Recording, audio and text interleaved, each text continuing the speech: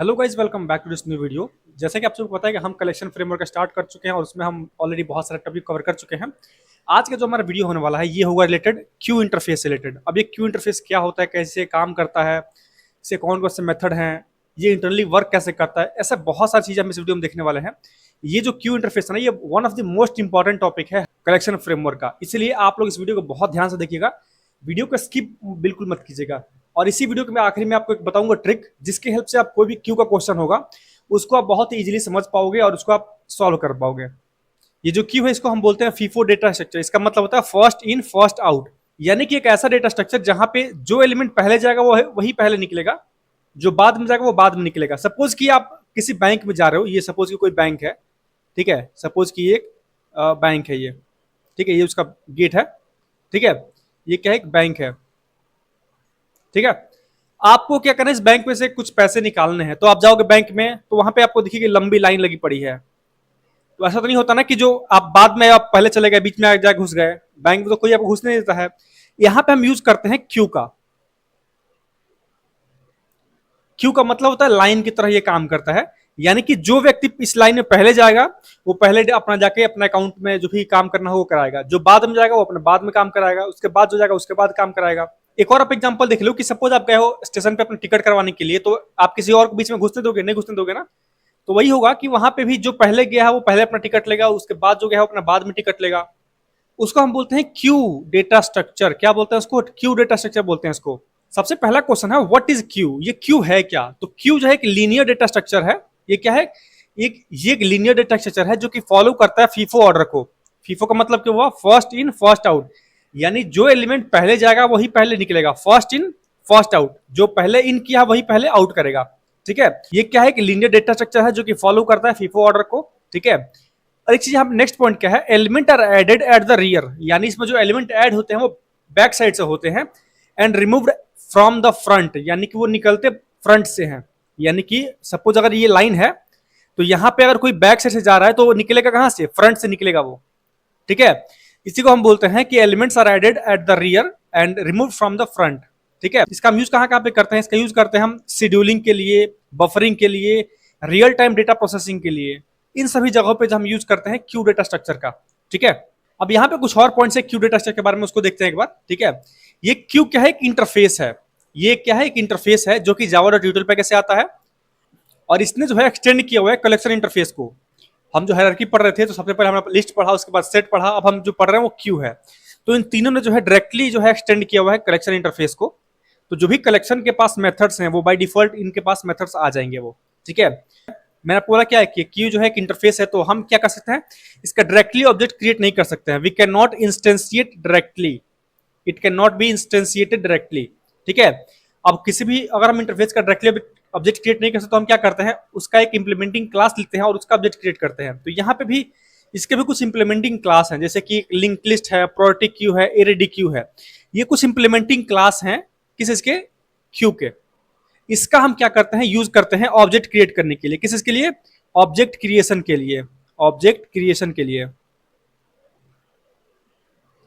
ठीक है। इसका हम यूज करते हैं ऑब्जेक्ट को क्रिएट करने के लिए, ठीक है। अब इन तीनों में डिफरेंस है, मैं आपको बताऊंगा इन तीनों में डिफरेंस क्या है। उससे पहले हम ये देखते हैं कि कुछ कॉमन मेथड्स हैं क्यू के अंदर में, वो कौन कौन से हैं। देखिए, डेटा को ऐड करने के हमारे पास दो मेथड्स हैं। सबसे पहला है ऐड मेथड, दूसरा है ऑफर मेथड, ठीक है। ये दोनों का काम क्या है? इंसर्ट करना एलिमेंट को। लेकिन अगर आप ऐड का यूज कर रहे हो ना, और उसमें वो फेल होता है तो वो आपको एक एक्सेप्शन रिटर्न करता है, वो आपको एक एक्सेप्शन थ्रो करता है। लेकिन अगर आप यूज करोगे ऑफर का, अगर ये फेल होगा तो आपको ये फॉल्स रिटर्न करेगा कि ये आप इसमें डेटा को ऐड नहीं कर पाए हो, ठीक है। तो ये जो दोनों है, इसका कहाँ पे यूज करते हैं हम? इसका यूज करते हैं हम ऐड करने के लिए डेटा को। कहाँ पे? डेटा को ऐड करने के लिए। इसके बाद अगर उसमें से आपको डेटा को रिमूव करना है, उसके लिए भी दो मेथड्स हैं।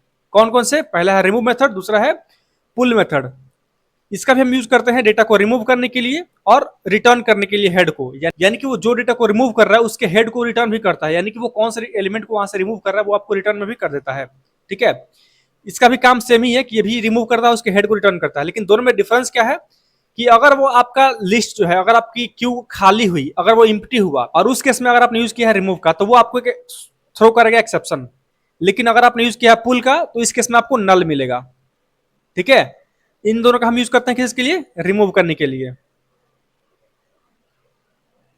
ठीक है। अगर डेटा को हमें ये देखना है कि उसके टॉप पे कौन सा एलिमेंट है, उसके लिए हम यूज करते हैं दो मेथड का। सबसे पहला एक है एलिमेंट मेथड और दूसरा जो है वो है पिक मेथड, कि दोनों जो है आपको हेड को रिटर्न करता है, बिना उसको रिमूव किए उसके हेड को रिटर्न करता है, यानी कि कौन सा एलिमेंट सबसे ऊपर है, ये दोनों क्या करता है उसी को रिटर्न करता है। जो हमारा हेड एलिमेंट होगा उसको दोनों रिटर्न करते हैं, ठीक है।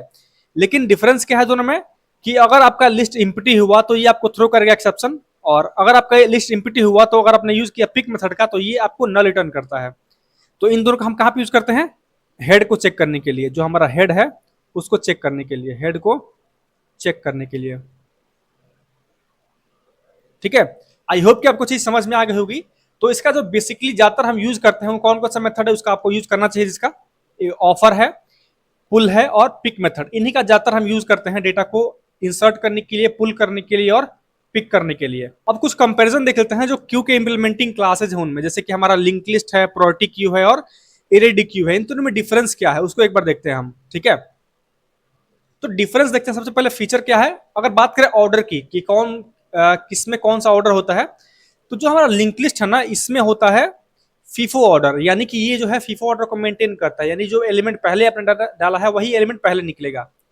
जो प्रायोरिटी की है ये सॉर्टेड ऑर्डर में आपको डेटा देता है, यानी कि इसमें जो एलिमेंट आप निकालोगे वो आपको एक सॉर्टेड ऑर्डर में मिलेगी, या फिर वो कस्टम भी हो सकता है, वो नेचुरल भी हो सकता है और वो कस्टम भी हो सकता है, मतलब कि इसको आप कस्टमाइज भी कर सकते हो अपने अकॉर्डिंग, ठीक है। ये जो आपका एरेडीक्यू है ये भी आपको इंसर्शन ऑर्डर को मेंटेन करता है, चाहे वो फीफो हो या फिर लीफो हो। जब हम पढ़ेंगे स्टैक वहां पे आपको दिखेगा लीफो क्या होता है, ये जो लीफो है वो आपको दिखेगा कहाँ पे, जब हम स्टैक पढ़ेंगे वहां पे। अगर बात करें नल एलिमेंट की तो वो सिर्फ अलाउड होता है हमारे लिंक लिस्ट के केस में, ठीक है, वो सिर्फ लिंक लिस्ट के केस में अलाउड होता है। लेकिन वही अगर बात करोगे प्रायोरिटी क्यू के तो यहाँ पे अलाउड नहीं है, और एरेडीक्यू में भी ये अलाउड नहीं है। मतलब नल एलिमेंट सिर्फ और सिर्फ कहाँ पे अलाउड है, जो कि आपका लिंक लिस्ट है वहां पे। अगर आपने लिंक लिस्ट का ऑब्जेक्ट क्रिएट किया हुआ है तो वहां पे आपको नल आप उसमें एलिमेंट को ऐड कर सकते हो, लेकिन आप प्रायोरिटी क्यू या फिर एरेडी क्यू में आप उसको ऐड नहीं कर सकते, ठीक है। बात करें परफॉर्मेंस की, परफॉर्मेंस में जो है आपका लिंक लिस्ट ये थोड़ा सा स्लो है। ये क्या है, स्लो है, क्योंकि इसमें ये जो है नोड बेस ऑपरेशन परफॉर्म करता है, इसके अंदर मल्टीपल नोड्स होते हैं। मैंने पढ़ा था जब लिंक लिस्ट पढ़ा रहा था तो, कि इसके अंदर जो है मल्टीपल नोड्स होते हैं, मल्टीपल नोड से मिलकर हमारा लिंक लिस्ट बना होता है, इसी की वजह से ये थोड़ा स्लो होता है, स्लोअर है ये, ठीक है। बात करें प्रायोरिटी क्यू की तो ये है फास्टर है। ये क्या है, फास्टर है for priority task. Priority task का मतलब क्या हुआ कि अगर आपको किसी टास्क के अंदर प्रायोरिटी शो करनी है तो वहां पे आपको ये फास्टर आपका इसका रिस्पॉन्स मिलेगा।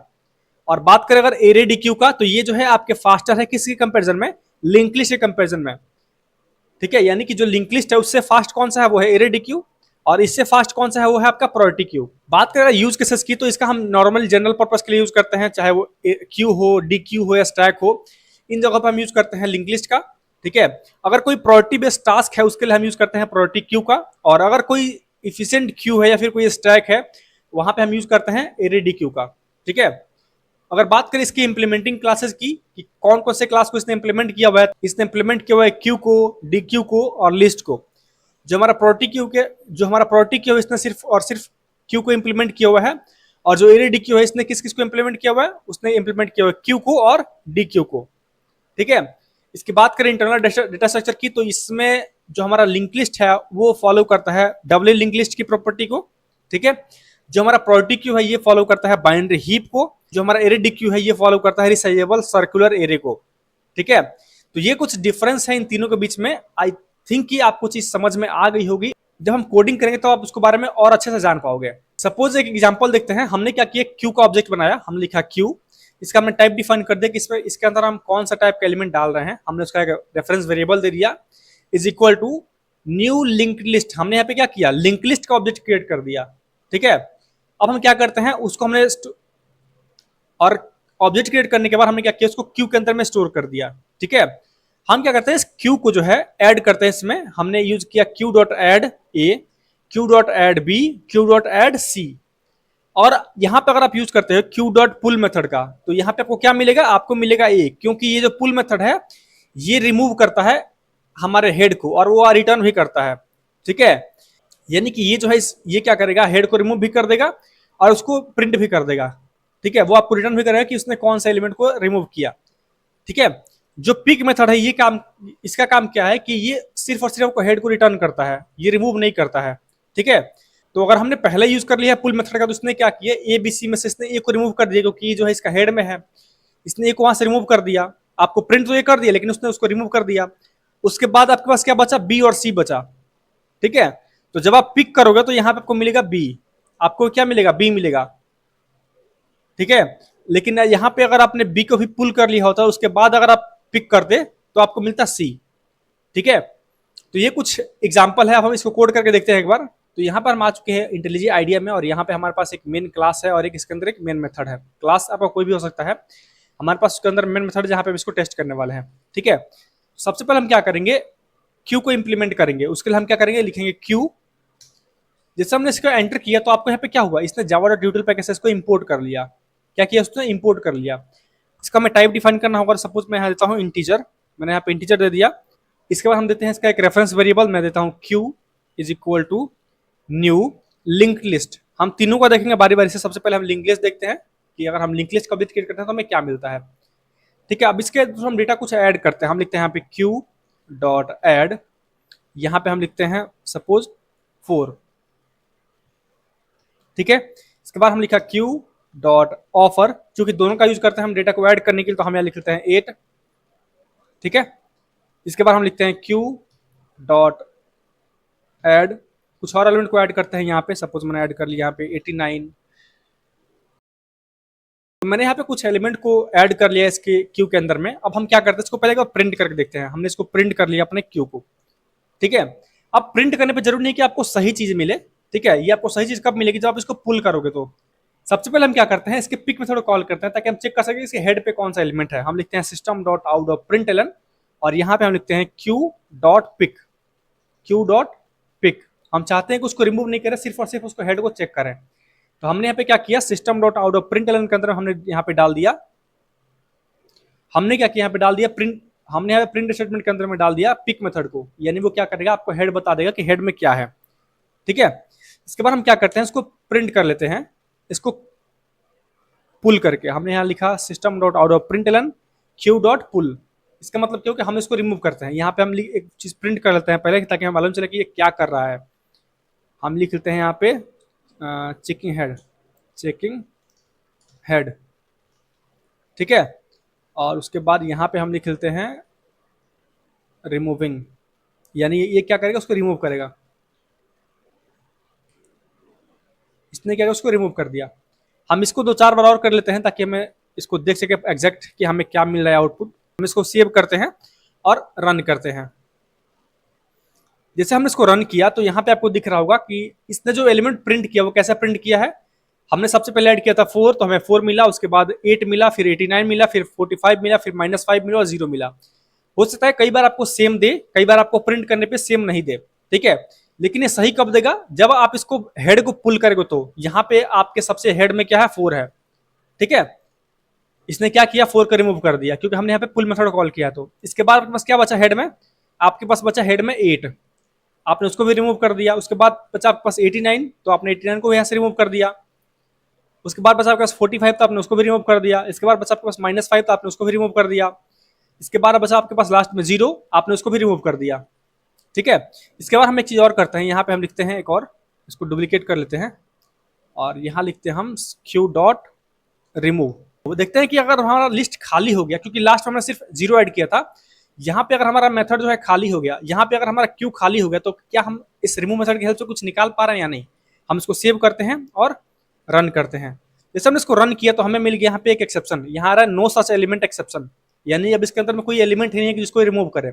लेकिन वही अगर यहाँ पे आप इसको निकाल लेते हो पिक मेथड की हेल्प से, यहाँ पे अगर आप यूज करते हो पुल मेथड, सॉरी, यहाँ पे अगर आप यूज करते हो पुल मेथड का, इसको सेव करता हूँ, रन करता हूँ, तो आपको जो है कोई भी एक्सेप्शन रिटर्न नहीं करेगा। ये आपको नल मिलेगा कि इसने कुछ भी रिटर्न, कुछ ही इसने रिमूव नहीं किया। चाहे आप मल्टीपल टाइम्स कितने भी पार कर लो, ये आपको हर बार नल देगा। इसका मतलब क्या हो कि आप, इसने आपको कुछ भी यहाँ से रिमूव नहीं किया, कुछ है ही नहीं कि जिसको रिमूव करे ये, ठीक है। तो ये कुछ तरीके हैं जहाँ पे हम इसका पुल मेथड का यूज करते हैं। यहाँ पे हमने यूज किया लिंक लिस्ट का। अब सेकंड चीज था हमारे पास प्रायोरिटी क्यू, वो देखते हैं कैसे काम कर रहा है। हम यहाँ लिखेंगे प्रायोरिटी क्यू और उसका ऑब्जेक्ट हमने यहाँ पे क्रिएट कर दिया। हम लिखा q is equal to new priority queue और सेम एलिमेंट हम यहाँ पे दोबारा से डाल रहे हैं। पहले क्या था, इसने जो ऑर्डर में हमने डेटा डाला था उसी ऑर्डर में हमें यहाँ पे मिल रहा था। हम इसको सेव करते हैं और रन करते हैं, ठीक है। हमने इसको जैसे रन किया तो आपको दिखेगा कि इसने क्या किया कि यहाँ पे कोई भी ऑर्डर मेंटेन नहीं कर रहा है कि इसने क्या पहले हमने ऐड किया, क्या बाद में ऐड किया, कोई भी इसको मतलब नहीं है। हमने 0 ऐड किया था सबसे लास्ट में, यहाँ दिखा रहा है बीच में, ये ना ही सॉर्टेड है ना कुछ है। लेकिन अगर हम इसको पुल कर रहे हैं जब, तो आपको दिखेगा यहाँ पे सबसे पहले हमने क्या किया, हेड को चेक किया, तो यहाँ पे हमें -5 मिल रहा है, क्योंकि सबसे छोटा क्या है इसमें से, -5 सबसे छोटा है। तो इसने क्या किया, उसको सॉर्ट कर दिया असेंडिंग ऑर्डर में, यानी सबसे जो छोटा है वो सबसे पहले आएगा, उसके बाद उससे बड़ा, उसके बाद उससे बड़ा, ऐसे करके असेंडिंग ऑर्डर में आएगा। तो जब हम हेड को निकालेंगे, सबसे पहले निकलेगा -5, उसके बाद निकालेंगे हेड को तो निकलेगा 0, उसके बाद आएगा 4, उसके बाद आएगा 8, उसके बाद आएगा 45, उसके बाद आएगा 89, यानी कि असेंडिंग ऑर्डर में डेटा निकलेगा उसके अंदर से, क्योंकि इसने क्या किया, उसको प्रायोरिटाइज कर दिया। हम चाहे तो उसको डिसेंडिंग ऑर्डर में भी कस्टमाइज कर सकते हैं, ठीक है। तो उसके लिए हम क्या लिखेंगे, हम लिखेंगे यहाँ लिखेंगे कलेक्शंस डॉट रिवर्स ऑर्डर, हमने इसको लिख दिया। इसके बाद अगर हम इसको सेव करें और रन करें, तो इस केस में आपको दिखेगा कि ये जो है सबसे पहले बड़ा निकालेगा, उसके बाद उससे छोटा निकालेगा, उसके बाद उससे छोटा निकालेगा, यानी सबसे जो छोटा है वो सबसे लास्ट में निकलेगा। ये मतलब इसका मतलब क्या हुआ कि हमने इसको कस्टमाइज कर दिया कि ये रिवर्स ऑर्डर में डेटा निकलेगा इससे, यानी कि जो डिसेंडिंग ऑर्डर में से डेटा निकलेगा। अब इसको हम अपने अकॉर्डिंग कस्टमाइज भी कर सकते हैं। सपोज कि अगर आपके पास कोई ऐसा क्वेश्चन है कि आपके पास एक लिस्ट है और उसमें आपको थर्ड जो है लार्जेस्ट नंबर निकालना है, फिर थर्ड स्मॉलेस्ट नंबर निकालना है, उसके लिए आप क्या यूज करोगे, तो वहां पे आप यूज करते हैं प्रायोरिटी क्यू का, उसी के बेस पे आप इसको निकालते हो, ठीक है, क्योंकि इससे जो है सबसे जल्दी आपको डेटा निकल जाता है। जो हमारे पास नेक्स्ट था वो था एरेडी क्यू, ठीक है। तो हम एक बार उसका क्रिएट करते हैं ऑब्जेक्ट, हम यहाँ लिखते हैं न्यू एरेडी क्यू और हम इसको सेव करते हैं और रन करते हैं, ठीक है। जब आप इसमें से डेटा रिमूव करोगे तो ये जो है आपको फीफो ऑर्डर में ही डेटा मिलेगा, यानी जिस ऑर्डर में इसने डेटा को ऐड किया है उसी ऑर्डर में आप इसमें से डेटा निकाल पा रहे हो, यानी सबसे पहले 4, उसके बाद 8, उसके बाद 89, उसके बाद 45, उसके बाद -5, फिर 0। तो आई होप कि आपको यह कंसेप्ट समझ में आया होगा। थोड़ा सा भी वीडियो अगर आपको अच्छा लगा तो वीडियो को लाइक करके चैनल को सब्सक्राइब जरूर कर लीजिए और अपने फ्रेंड्स के बीच शेयर कीजिए, ताकि उनको भी अगर डाउट हो इस टॉपिक से रिलेटेड तो वो भी रिजॉल्व हो सके। इसके साथ ही आप हमें बताइए कमेंट में कि आपको इसमें से क्या अच्छा लगा और क्या आपका फीडबैक है। इसके साथ ही अगर आपके पास कोई कंफ्यूजन हो, कुछ डाउट हो, तो आप हमें कमेंट बॉक्स में पूछ सकते हैं। तो मिलते हैं नेक्स्ट वीडियो में, तब तक अपना ख्याल रखिए। जय हिंद।